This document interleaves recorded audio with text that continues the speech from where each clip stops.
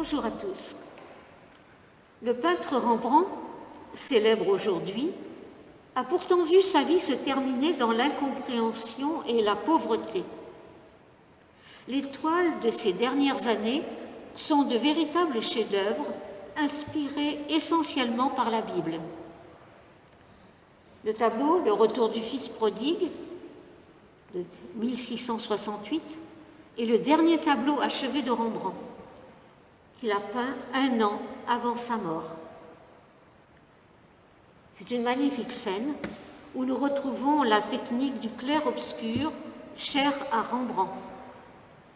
Une lumière chaude entoure les 2 personnages principaux et met en évidence le moment intense des retrouvailles entre le père et son fils. Le fils cadet, dans une attitude de repentance, est agenouillé devant son père. Il veut lui demander pardon pour tout le mal qu'il a fait et la peine qu'il lui a causée. Il s'abandonne totalement entre les bras de son père, espérant seulement une nouvelle chance, une renaissance.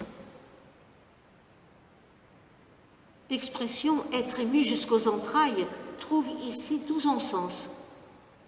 Le père, face au fils perdu et enfin retrouvé, fond littéralement de tendresse. Il écarte ses bras et son manteau pour enlacer, accueillir, protéger cet être brisé par ses choix, par la vie. L'état physique et psychologique du fils montre bien sa déchéance. Ses habits, ses chaussures, à eux seuls rappellent tout cela. Remarquez que le fils n'a pas de visage. Celui-ci est enfoui dans le giron de son père. Il n'a plus rien, il n'est plus rien. Il avoue humblement et publiquement qu'il n'a pas d'autre choix que celui d'être accepté, celui d'être aimé, sans condition. Le père ne domine pas son fils. Il ne fait aucun reproche. Il ne veut pas l'humilier davantage. Il se penche avec compassion et tendresse, entoura de ses bras l'enfant blotti contre lui. Cet amour, Rembrandt le symbolise parfaitement par 2 mains différentes. Une main d'homme, puissante, protectrice, paternelle, et une main de femme, longue, douce, caressante, maternelle, évoquant ainsi l'amour absolu de Dieu, le Père qui accueille, pardonne et restaure. Témoins de cette scène, dans l'ombre, 3 personnages qui sont comme nous, spectateurs d'abord incrédules, parce que nous connaissons bien le passé du fils cadet. Mais finalement, le silence s'impose et laisse place à l'émotion face à ce moment intense de repentance, de pardon et de réconciliation. Debout à droite, un autre personnage participe un peu à l'éclairage principal. C'est le fils aîné, qui a aussi sa place dans cette histoire. On s'attarde d'habitude plus sur l'attitude du fils perdu et retrouvé et sur l'attitude du père. Mais j'aimerais ici parler aussi de ce fils aîné, auquel on accorde souvent beaucoup d'excuses, car lui semble parfait. Il n'a pas fait parler de lui, ce qui n'est guère le cas de son frère cadet. Droit comme un i, enfermé dans son manteau, les mains serrées l'une sur l'autre et sur son bâton. Il reste figé dans son bon droit. Il n'a rien oublié du passé. Il ne tolère pas ce qui se passe. Tout cela bouleverse les habitudes, les idées qu'il a de la justice. Alors, il reste en retrait. Il ne décolère pas.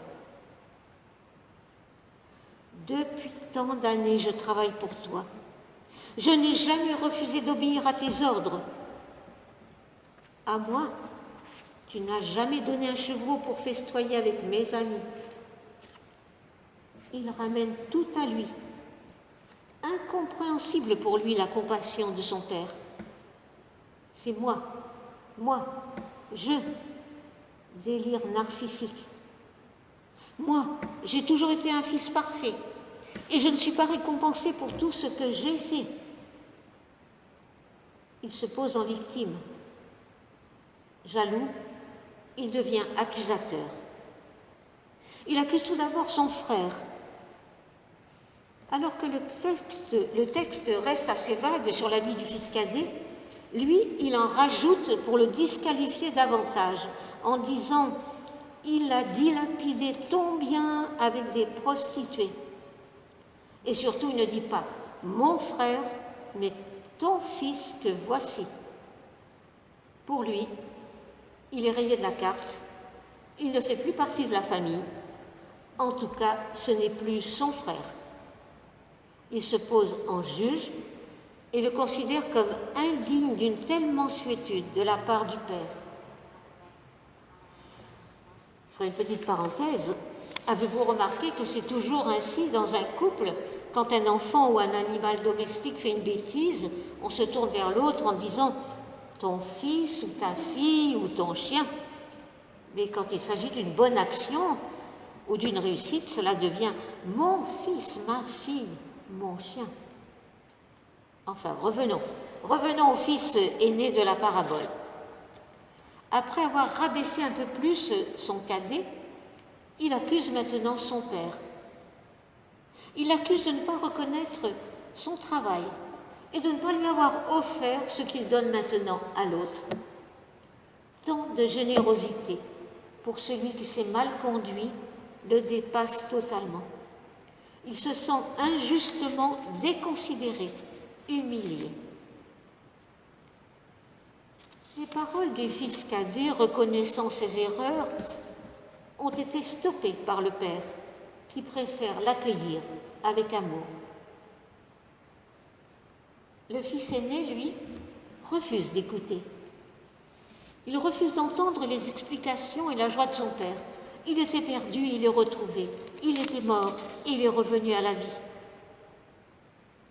À cause de son ressentiment, il n'éprouve aucune empathie pour l'autre et il en veut à son père. Il refuse alors de participer à la fête.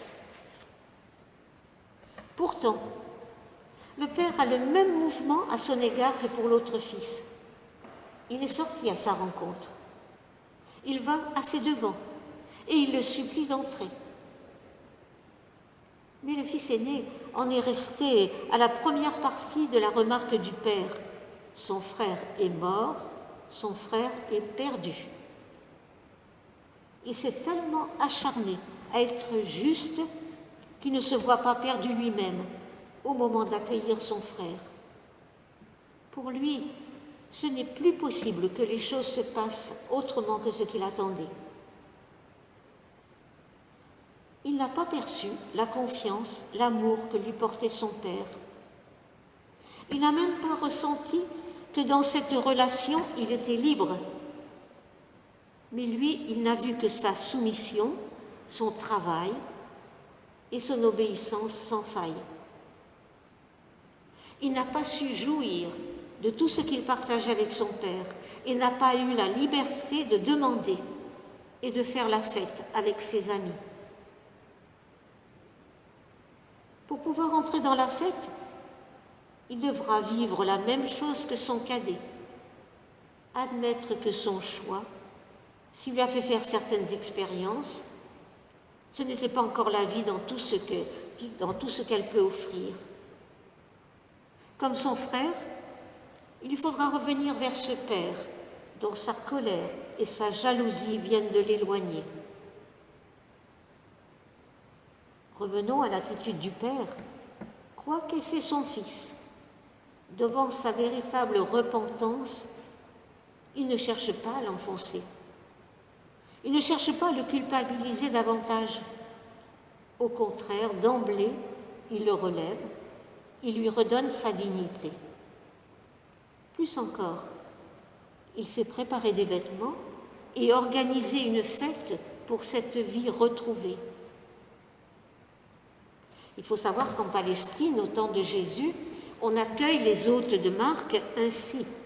Pour les rafraîchir, on leur donne un bon vêtement, on leur met une bague au doigt pour montrer tout le prix qu'on attache à leur personne.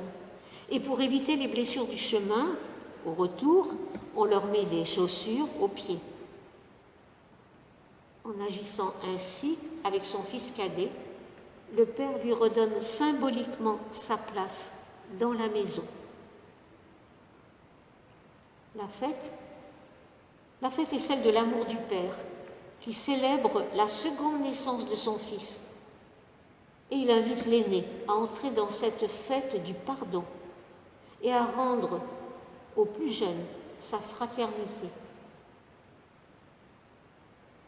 Mais finalement, cette parabole parle de notre relation aux autres. Et cette parabole nous interroge. Comment nous comportons-nous dans notre manière d'être parents, fils ou filles, frères ou sœurs?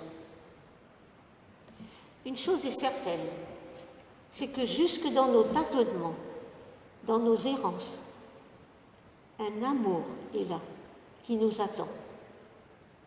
Un amour qui nous accueille sans jugement et qui nous recrée. Aussi loin que nous soyons allés, il nous donne de retrouver le chemin de la maison du Père. Il nous donne le plus précieux, qui est de pouvoir à nouveau cheminer dans la confiance et la vie retrouvée. Voici ce qu'inspire ce magnifique tableau de Rembrandt, illustrant le chapitre 15 de l'Évangile selon Luc. Le sujet reste éternellement actuel. Merci.